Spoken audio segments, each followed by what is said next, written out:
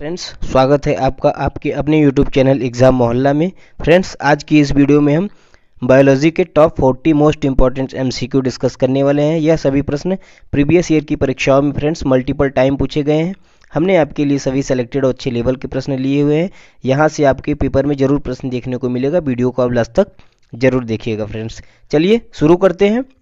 पहला प्रश्न देखते हैं, निम्न में से कौन सी प्रोटीन दूध में पाई जाती है। ठीक है, कौन सा प्रोटीन हो चाहे तो दूध में पाया जाता है, ध्यान रखिएगा, इंपॉर्टेंट प्रश्न है। तो दूध में कौन सा प्रोटीन पाया जाता है फ्रेंड्स? केसिन नाम का प्रोटीन पाया जाता है। ऑप्शन बी करेक्ट आंसर हो जाएगा, केसिन। अगला प्रश्न देखते हैं, निम्न में से कौन सा विटामिन होता है जो पानी में घुलनशील होता है। ठीक है, ध्यान रखिएगा, इंपॉर्टेंट प्रश्न है। पानी में घुलनशील कौन कौन से विटामिन होते हैं, ध्यान रखिएगा। विटामिन बी और सी जो होते हैं यह पानी में घुलनशील होते हैं। ठीक है, तो ऑप्शन बी आपका राइट आंसर हो जाएगा। बाकी बात करें विटामिन डी, ई, के और ए की, तो यह दोनों जो होते हैं, यह चारों जो होते हैं पानी में घुलनशील नहीं होते हैं। बाकी बी और सी पानी में घुलनशील होते हैं, तो इसको भी आप ध्यान रखिएगा। आगे बढ़ते हैं, निम्नलिखित में से कौन सा जल जनित रोग है। ठीक है, जल जनित रोग कौन सा, यानी कि जो जल के द्वारा फैलता है बहुत तेजी से, तो ध्यान रखिएगा, हैजा। ऑप्शन सी करेक्ट आंसर हो जाएगा। हैजा रोग जो होता है यह एक जल जनित रोग है। ठीक है, आगे बढ़ते हैं, नवजात बच्चों के लिए सबसे आदर्श भोजन निम्नलिखित में से क्या है। ठीक है, नवजात बच्चे जो होते हैं उनके लिए सबसे आदर्श भोजन कौन सा होता है? माँ का दूध। ठीक है, ऑप्शन डी राइट आंसर हो जाएगा। दूध जो होता है, स्पेशली माँ का दूध होता है, वह सबसे आदर्श भोजन माना जाता है। अगला प्रश्न देखते हैं दोस्तों, निम्न में से किसकी कमी से रिकेट्स नामक रोग होता है। ठीक है, रिकेट्स जो है किस विटामिन की कमी से होता है? ध्यान रखिएगा, विटामिन डी की कमी से होता है। ठीक है, ऑप्शन ए आपका करेक्ट आंसर हो जाएगा, विटामिन डी की कमी से। अगला प्रश्न देखते हैं दोस्तों, पीलिया रोग किससे प्रभावित करता है। ठीक है, पीलिया रोग किसे प्रभावित करता है? ध्यान रखिएगा, किस अंग को जो है पीलिया रोग प्रभावित करता है? हृदय, यकृत, प्लीहा या फिर पित्ताशय? तो ध्यान रखिएगा, यकृत को। ऑप्शन बी करेक्ट आंसर हो जाएगा, यकृत को जो है पीलिया रोग प्रभावित करता है। अगला प्रश्न देखते हैं, चेचक के टीके का आविष्कार किसने किया था। चेचक के टीके का आविष्कार किसने किया था? इंपॉर्टेंट प्रश्न है, कई बार पूछा गया, ध्यान रखिएगा, एडवर्ड जेनर ने किया था। ऑप्शन सी राइट आंसर हो जाएगा, एडवर्ड जेनर जिन जो है चेचक के टीके का आविष्कार किया था। अगला प्रश्न देखते हैं, निम्नलिखित में से कौन सा पदार्थ मानव शरीर में ईंधन का कार्य करता है। ठीक है, ईंधन का कार्य कौन सा पदार्थ करता है? कार्बोहाइड्रेट। ठीक है, ऑप्शन सी करेक्ट आंसर हो जाएगा, कार्बोहाइड्रेट जो होता है वह ह्यूमन बॉडी में फ्यूल का काम करता है। अगला प्रश्न देखते हैं, एथलीट को निम्न में से किससे जल्दी और ज़्यादा ऊर्जा मिलती है। ठीक है, एथलीट जो होते हैं उनको किससे जल्दी और ज़्यादा ऊर्जा मिलती है? तो कार्बोहाइड्रेट से ही मिलती है। ठीक है, जो कि ईंधन का कार्य करता है हमारे शरीर में। ऑप्शन डी करेक्ट आंसर हो जाएगा। यह सभी प्रश्न जो है दोस्तों इंपॉर्टेंट है, या कई बार परीक्षाओं में पूछे गए हैं, इसलिए हमने यहाँ पे लिया हुआ है, इनको आप अच्छे से देखिएगा। चलिए आगे बढ़ते हैं।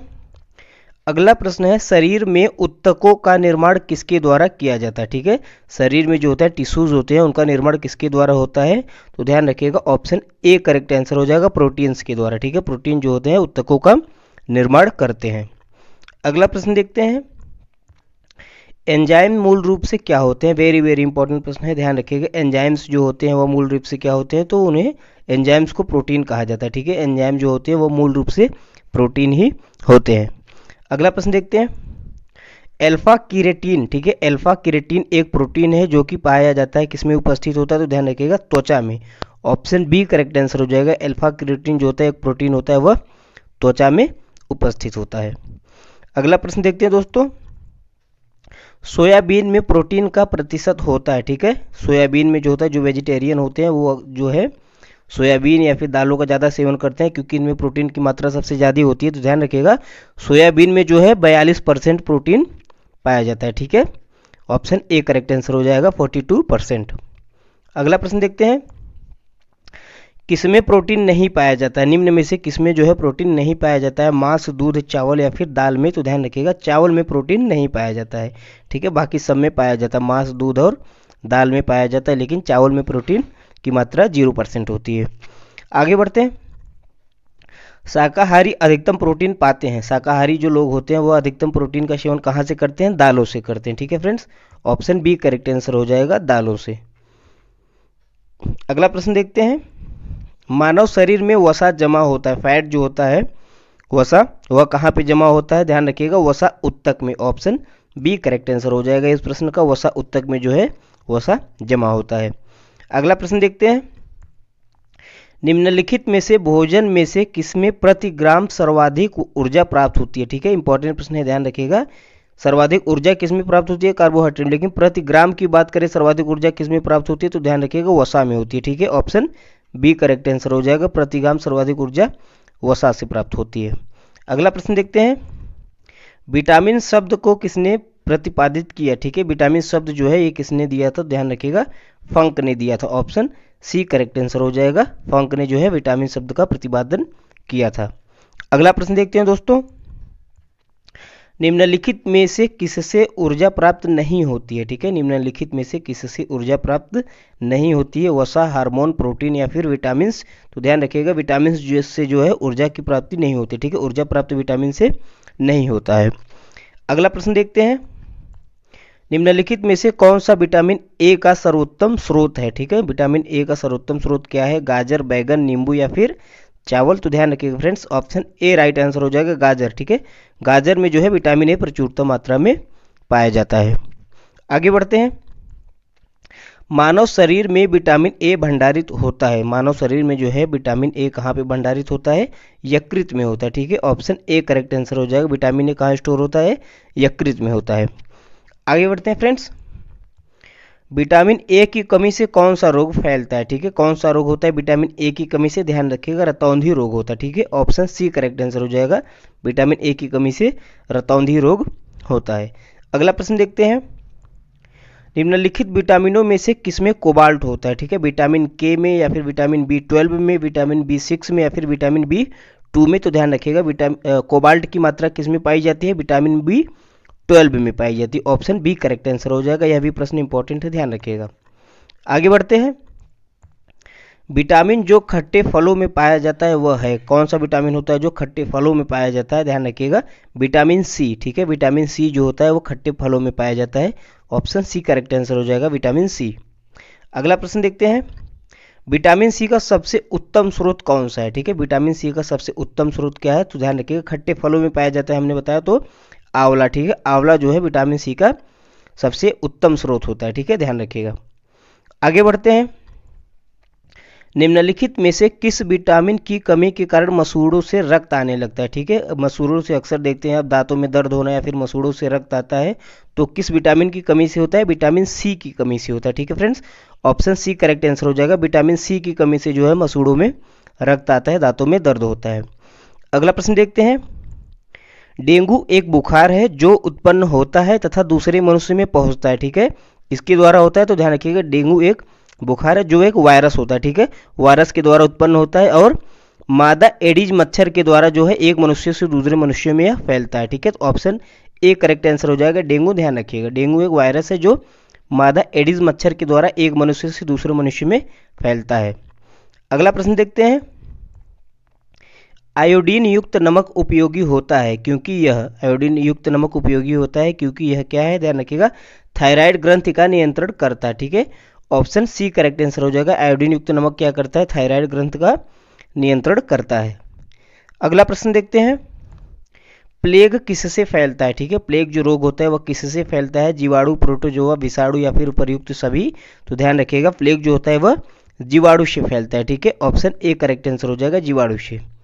अगला प्रश्न देखते हैं, बीसीजी का टीका कितनी उम्र में लगाया जाता है। बीसीजी का टीका जो होता है किस उम्र में लगाया जाता है, ध्यान रखिएगा इंपॉर्टेंट है।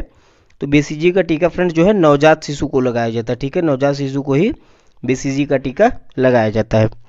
आगे बढ़ते हैं, मलेरिया मादा एनाफिलीज से फैलता है। ठीक है, मलेरिया जो है ध्यान रखिए किससे फैलता है, मादा एनाफिलीज से फैलता है। इसकी खोज सबसे पहले किसने की थी, तो मलेरिया की खोज किसने सबसे पहले की थी, रोनाल्ड रॉस ने की थी। ठीक है, ऑप्शन बी करेक्ट आंसर हो जाएगा, रोनाल्ड रॉस। इस प्रश्न का सही उत्तर बी हो जाएगा। आगे बढ़ते हैं, डेंगू बुखार के कारण मानव शरीर में निम्नलिखित में से किसकी कमी हो जाती है। ठीक है, जब इंसान को डेंगू होता है तो ध्यान रखिएगा प्लेटलेट्स में बहुत हैवी मात्रा में कमी होती है। तो ऑप्शन ए करेक्ट आंसर हो जाएगा, प्लेटलेट्स में कमी हो जाती है डेंगू बुखार के कारण। अगला प्रश्न देखते हैं, बीएमडी परीक्षण का पूर्ण रूप क्या है, ठीक है, बीएमडी परीक्षण का पूर्ण रूप क्या है, ध्यान रखिएगा friends. Option B correct answer हो जाएगा, बोन मिनरल डेंसिटी, ठीक है, इंपॉर्टेंट है, ध्यान रखिएगा, बोन मैरो डेंसिटी नहीं होगा, बोन मिनरल डेंसिटी होगा, ठीक है, इस चीज को ध्यान रखिएगा, यह प्रश्न पूछा गया है परीक्षाओं में। आगे बढ़ते हैं। विटामिन बी2 का अन्य क्या नाम है, विटामिन बी2 का अन्य क्या नाम है, राइबोफ्लेविन, ठीक है, ऑप्शन सी करेक्ट आंसर हो जाएगा, विटामिन बी2 को राइबोफ्लेविन के भी नाम से जाना जाता है। अगला प्रश्न देखते हैं। एक कठोर परिश्रम करने वाला पुरुष की दैनिक ऊर्जा की आवश्यकता होती है, जो एक कठोर परिश्रम करने वाला पुरुष होता है, लेबर वगैरह जो होते हैं, उनको कितनी ऊर्जा की आवश्यकता होती है, कितनी किलो कैलोरी की, ध्यान रखिएगा, 4000 किलो कैलोरी की ऊर्जा की आवश्यकता होती है प्रतिदिन, ठीक है, एक कठोर परिश्रम करने वाले पुरुष को। ऑप्शन सी राइट आंसर हो जाएगा। आगे बढ़ते हैं। मानव गुर्दे में पथरी निम्नलिखित में से किसकी वजह से बनती है, ठीक है, जो पथरी होती है वह किसकी वजह से बनती है, तो ध्यान रखिएगा फ्रेंड्स, किसकी वजह से बनती है, कैल्शियम ऑक्जेलेट की वजह से, ठीक है, option C correct, B correct answer हो जाएगा, कैल्शियम ऑक्जेलेट। अगला प्रश्न देखते हैं।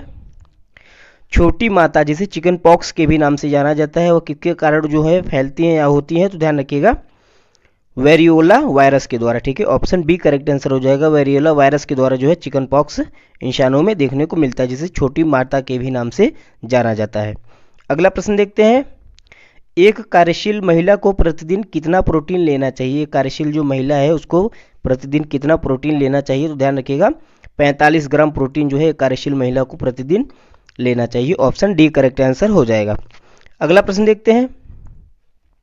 दिल का दौरा किस कारण से होता है, ठीक है, दिल का दौरा किससे होता है, जो है हार्ट अटैक, तो ध्यान रखिएगा हृदय में जो है रक्त की आपूर्ति में कमी के कारण जो है दिल का दौरा लोगों को पड़ता है, ठीक है, तो ऑप्शन सी करेक्ट आंसर हो जाएगा, हृदय में रक्त की आपूर्ति के कमी के कारण।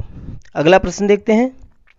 घात करो और छिप जाओ, ठीक है, घात करो और छिप जाओ नाम से विख्यात विषाणु है, कौन सा विषाणु है, तो ध्यान रखिएगा आरएसवी, ठीक है, आरएसवी विषाणु जो होता है वह जो होता है घात करो और छिप जाओ के नाम से प्रसिद्ध है।